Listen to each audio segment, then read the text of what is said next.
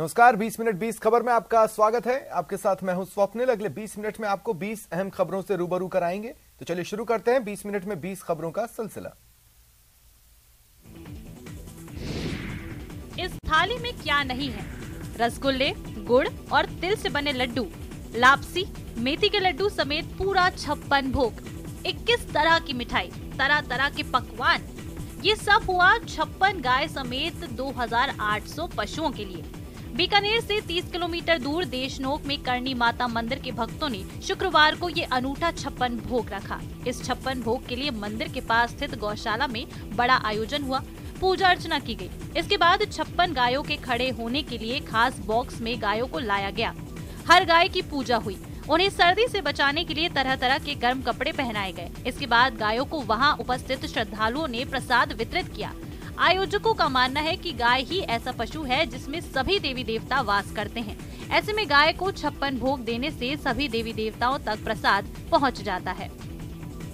कि गौ माता को जैसे सब भगवान को 56 भोग लगता है, वैसे गाय माता को भी 56 भोग लगना चाहिए। कारण गाय माता के शरीर में सभी देवी देवताओं का वास है और ये 56 भोग होने से बाकी सभी गौशालाओं को प्रेरणा मिलेगी और गौशाला में योगदान मिलता रहेगा।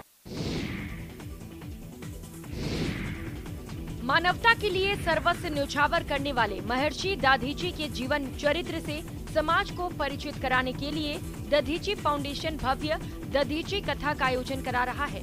तस्वीरें चित्तौड़गढ़ की हैं। अपनी अस्थियों का दान कर देवराज इंद्र के व्रज बनवाकर सामाजिक सुरक्षा का संदेश देने वाले महर्षि दधीची की कथा के आयोजन से पूर्व दधीची समाज ने भव्य शोभा यात्रा निकाली, जो हनुमान मंदिर से शुरू हुई और गांधीनगर क्षेत्र के विभिन्न मार्गों से होती हुई कथा स्थल पर जाकर संपन्न हुई। शोभा यात्रा में बड़ी संख्या में श्रद्धालु शामिल हुए। महिला और पुरुष डीजे की धुन पर नाचते गाते महर्षि दधीची की जय जयकार करते नजर आए। शोभा यात्रा का विभिन्न स्थानों पर स्वागत सत्कार भी किया गया। महर्षि दधीची की कथा है।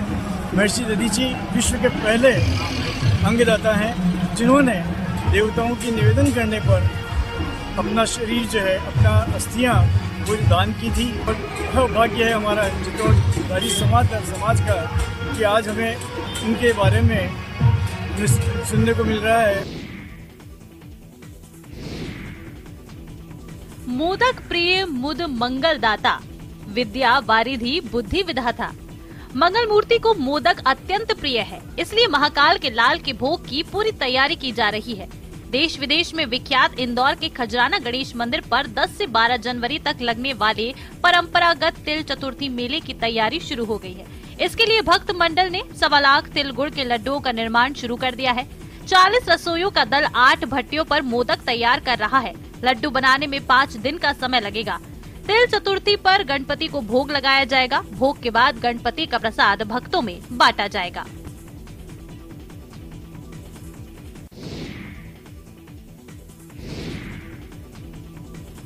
ये वो दरबार है जहां माया की एक नहीं चलती। जी हाँ, जिस नोट के लिए लोग अपनों पर चोट करने से भी नहीं हिचकते, वो पैसे यहाँ यूं ही पड़े हुए हैं। कोरोना महामारी के बाद हटे लॉकडाउन के बाद मंदिर में श्रद्धालुओं की तादाद में काफी इजाफा हुआ। इतना दान मिला कि गिनने के लिए लोगों की सेना लगानी पड़ गई।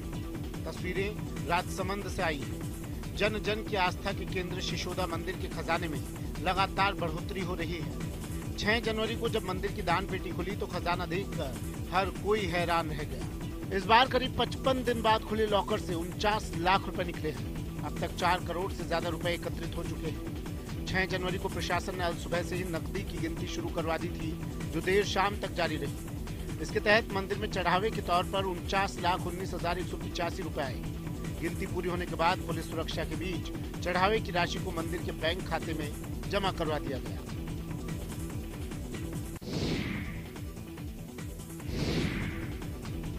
बरेली की आध्यात्मिक सांस्कृतिक विरासत को युवा पीढ़ी से रूबरू करवाने और आध्यात्मिक पर्यटन को बढ़ावा देने के लिए नाथ नगरी कॉरिडोर बनाया जा रहा है।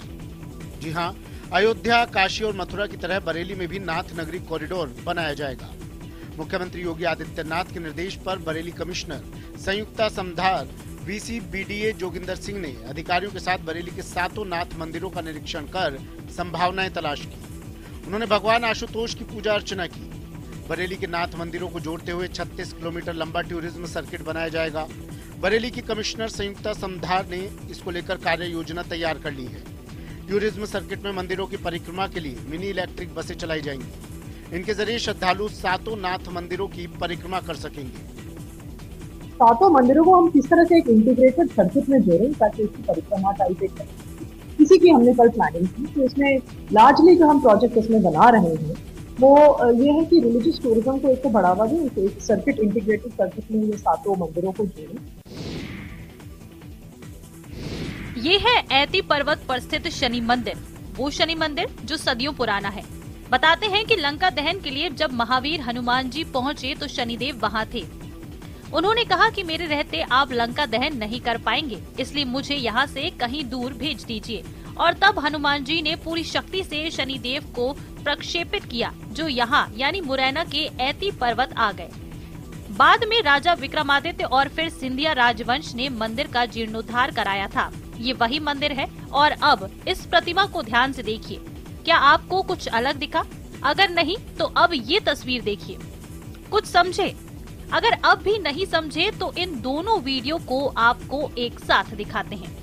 जी हाँ, इसे ही चमत्कार कहा जा रहा है। दोनों वीडियो एक ही मंदिर का है। वैसे तो प्रतिमा की आंखें बंद हैं, लेकिन दूसरे वीडियो में आंखें खुली हुई हैं। और अब ये वीडियो हर और चर्चा का सबब है। शनिदेव जो न्याय के देवता हैं, जिनकी चाल बेहद धीमी है, उनके इन 2 अलग अलग रूपों को लेकर लोग अचरज में तो है ही, लेकिन साथ ही में ये भी सोच रहे हैं कि ये संकेत क्या बता रहा है। क्या ये शनिदेव की कृपा है या फिर किसी अनिष्ट की आशंका है? दिनों दिन बढ़ रही कड़ाके की सर्दी और धुंध के कारण रेलगाड़ी और सड़कों पर चलने वाले वाहन बुरी तरह से प्रभावित हो रहे हैं। आम जनजीवन पर भी सर्दी का प्रकोप जारी है। इस सर्दी के साथ जहां बच्चों और बुजुर्गों की हालत बिगड़ी हुई है, वहीं पशु पक्षियों का भी हाल बेहाल है। लेकिन वस्त्र नगरी भीलवाड़ा के एक शख्स के पक्षी प्रेम पर मौसम की मार भी बेअसर साबित हो रही है। जिस प्रकार से इनका पक्षी प्रेम है, कई सालों से लगातार ये चीजें करते आ रहे हैं और बहुत ही बढ़िया इनकी एक मुहिम इन्होंने छेड़ के। आइए हम इनसे बात करते हैं। कितने सालों से आप ये सब कर रहे हैं? 25 साल होगा सर।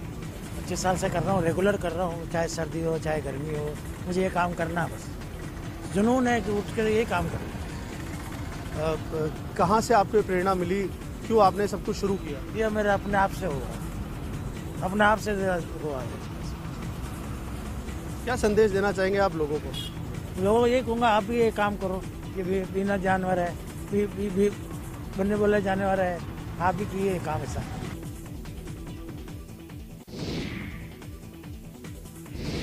दुनिया की सबसे लंबी लग्जरी रिवर क्रूज गंगा विलास बक्सर के रामखेरा घाट पहुंचा। 80 सैलानियों को लेकर ये विशाल रिवर क्रूज डिब्रूगढ़ से चलकर बनारस तक की यात्रा कर रहा है। 13 जनवरी को भारत के प्रधानमंत्री नरेंद्र मोदी से हरी झंडी दिखाने वाले हैं। इसी को लेकर 50 विदेशी सैलानियों का जत्था बक्सर पहुंचा है। ये क्रूज कोलकाता से जल मार्ग के रास्ते पटना, बक्सर होते हुए गाजीपुर और फिर बनारस पहुंचेगा। इस क्रूज पर एक शानदार रेस्तरां, स्पा और सन डेक भी होगा। मेन डेक पर इसके 40 सीटों वाले रेस्तरां में कॉन्टिनेंटल और भारतीय व्यंजनों के साथ ही कुछ बुफे काउंटर हैं। इस क्रूज सर्विस का कैंपेन 2018 से किया जा रहा था और इसे 2020 में लॉन्च किया जाना था। हालांकि कोविड-19 महामारी के कारण परियोजना में देरी हुई। 50 दिनों से इस सफर में लग्जरी बोट गंगा, भागीरथी, हुगली, ब्रह्मपुत्र और वेस्ट कोस्ट नहर सहित भारत में 27 नदी प्रणालियों के साथ 3200 किलोमीटर की यात्रा करेगी।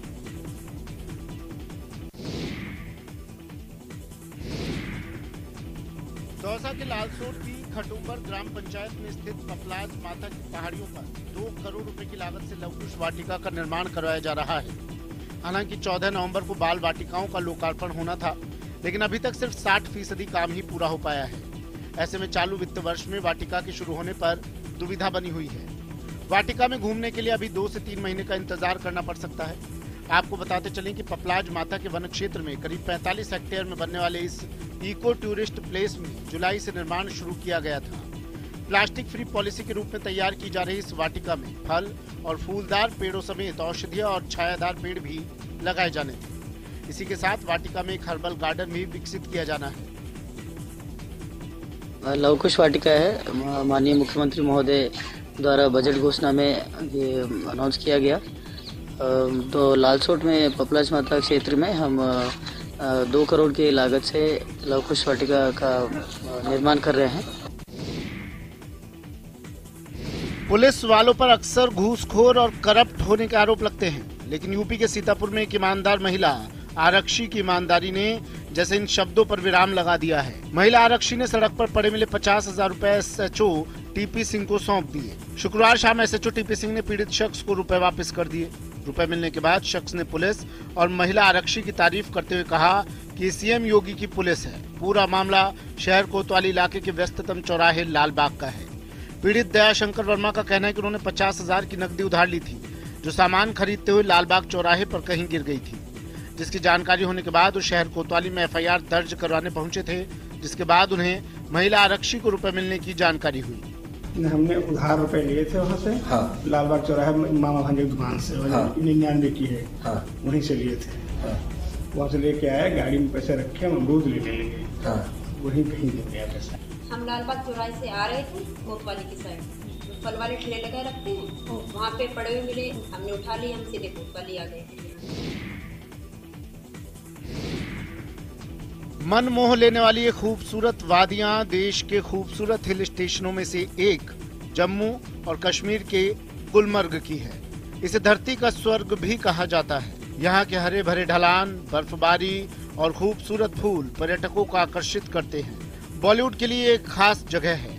यहाँ पर कई बेहतरीन फिल्मों की शूटिंग भी हुई है, तभी देश के कोने कोने से यहाँ सैलानी खींचे चले आते हैं। गोंडाला राइड किया हमने, फेज 1 फेज 2 दोनों किए।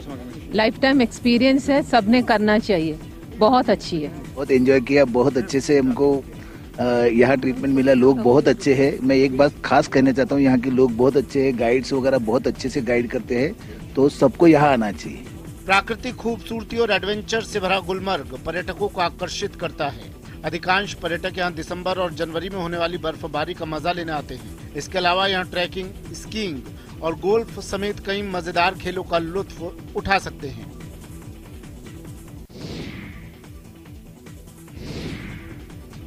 रंग बिरंगी लाइटें आपको देश के इतिहास से रूबरू करवा रही हैं, उसी इतिहास से जो आपको बड़ी बोरिंग लगती है। इतिहास की जिन किताबों से आप दूर भागते आए हैं, वो यहाँ मनोरंजक तरीके से बताया जा रहा है। क्या मजाल कि पलक झुक जाए। वैसे अगर आप कभी किसी फेस्टिवल या मेले में गए होंगे तो वहाँ चल रहे लेजर शो को देखने से खुद को शायद ही कभी रोक पाए होंगे। सचमुच इसके जादुई असर से बच पाना बहुत मुश्किल है। लेजर शो का रोमांच दर्शकों का नाता एक अलग ही दुनिया से जोड़ देता है। तस्वीरें राजधानी दिल्ली के हैं। राष्ट्रीय आधुनिक कला संग्रहालय में 3D लेजर शो आयोजित हुआ। इतिहास की मोटी मोटी किताबों की जगह यहाँ बहुत मनोरंजक तरीके से दर्शकों को देश के इतिहास से रूबरू करवाया गया। शो दर्शकों की कल्पना के परे था। आज बच्चों को हमने यहाँ पे National Gallery of Modern Art में they wanted to spend some time, तो 2-3 घंटे बच्चों ने वक्त बिताया यहाँ पे। एंड जब वापस निकल रहे थे तो उन्होंने बताया कि ये साउंड एंड लाइट शो है, देखने लायक। सो वी स्टॉप्ड बाय, हमने भी देखा एंड आई थिंक बहुत ही बेहतरीन लाइट शो था, 3D शो था। कोरोना के 3 साल बाद जब कार्निवल शुरू हुआ तो लोगों का हुजूम उमड़ पड़ा। तस्वीरें झारखंड के जमशेदपुर की हैं। यहाँ के गोपाल मैदान में 6 जनवरी से शुरू हुआ कार्निवल अब परवान पर है। इसमें राज्य भर से लोग पहुँच रहे हैं। इस कार्निवल में कई तरह के स्टॉल्स लगाए गए हैं, जहाँ लोग स्वादिष्ट भोजन का आनंद ले रहे हैं। इसके साथ ही कार्निवल में गीत संगीत का भी भरपूर इंतजाम है, जो लोगों को खूब भा रहा है। कार्निवल का आयोजन Tata steel utilities and infrastructure services limited की ओर से किया गया। ये एक ऐसा मंच है जो कलाकारों और दर्शकों दोनों को एक साथ जोड़कर उन्हें मौज मस्ती का माहौल उपलब्ध कराता है। उत्सव को यादगार बनाने के लिए भी गोपाल मैदान को आकर्षक तरीके से सजाया गया है। कार्निवल में मास्टर शेफ प्रतियोगिता, फूड कोर्ट और गेम जोन की सुविधाएं हैं। इसके अलावा बच्चों की मौज मस्ती के लिए विभिन्न तरह की व्यवस्थाएं की गई हैं। रंग बिरंगी लाइट्स के साथ आई लव जमशेदपुर के बोर्ड के सामने लोग सेल्फी ले रहे हैं और अपनी वीडियो बनाकर उसे वायरल कर रहे हैं। गोपाल मैदान गीत और संगीत से सराबोर है, जिसका लोग जमकर लुत्फ उठा रहे हैं।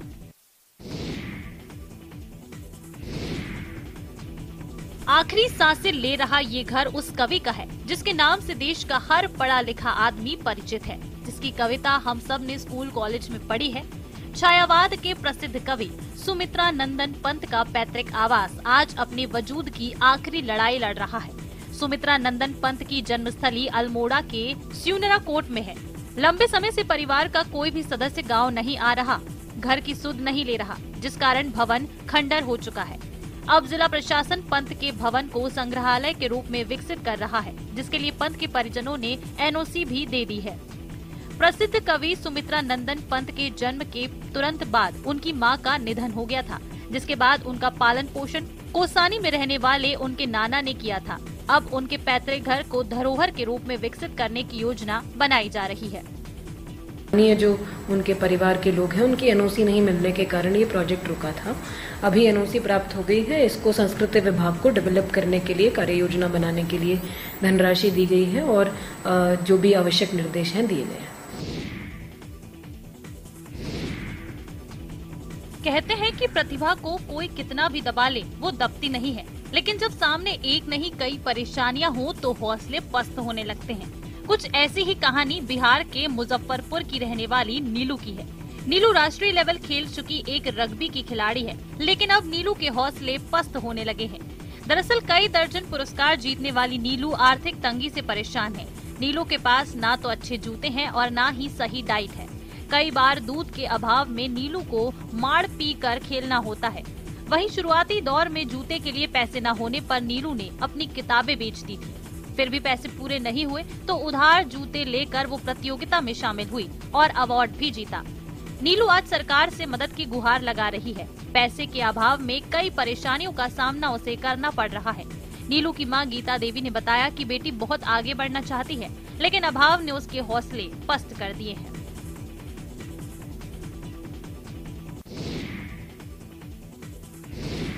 90 लाख की सड़क ग्रामीणों के हाथ लगते ही 90 सेकंड भी नहीं टिक सकी। भ्रष्टाचार की इंतहा तो देखिए कि सालों साल टिकने वाली सड़क ग्रामीणों के हाथों से ही उखड़ गई। रातों रात बनाई गई सड़क सिर्फ नाम की सड़क है। गुणवत्ता के अभाव ने इसे मजाक बना दिया है। दरअसल बिहार के मुंगेर का एक वीडियो सड़क निर्माण में गुणवत्ता को लेकर दावों की पोल खोल रहा है, जहां रात में बनी सड़क सुबह हाथ से उखड़ गई। ग्रामीण कार्य विभाग 2 खड़गपुर तारापुर डिवीजन की ओर से तेलियाडी पंचायत में पहाड़पुर से लोहची तक 90 लाख की लागत से सड़क निर्माण कराया गया था। ग्रामीणों का कहना है कि रात में सड़क बनी और सुबह हाथ से हटाने पर पूरी तरह से उखड़ रही है। ग्रामीणों ने सड़क निर्माण में शुरू से ही अनियमितता का आरोप लगाया है। ग्रामीणों ने इसकी उच्च स्तरीय जाँच की मांग की है। वहीं मामले को तूल पकड़ता देख मौके पर पहुंचे सहायक अभियंता को भी लोगों के विरोध का सामना करना पड़ा। सहायक अभियंता ने ठेकेदार की पेमेंट रोकने के साथ दोबारा सड़क निर्माण का भरोसा दिया है।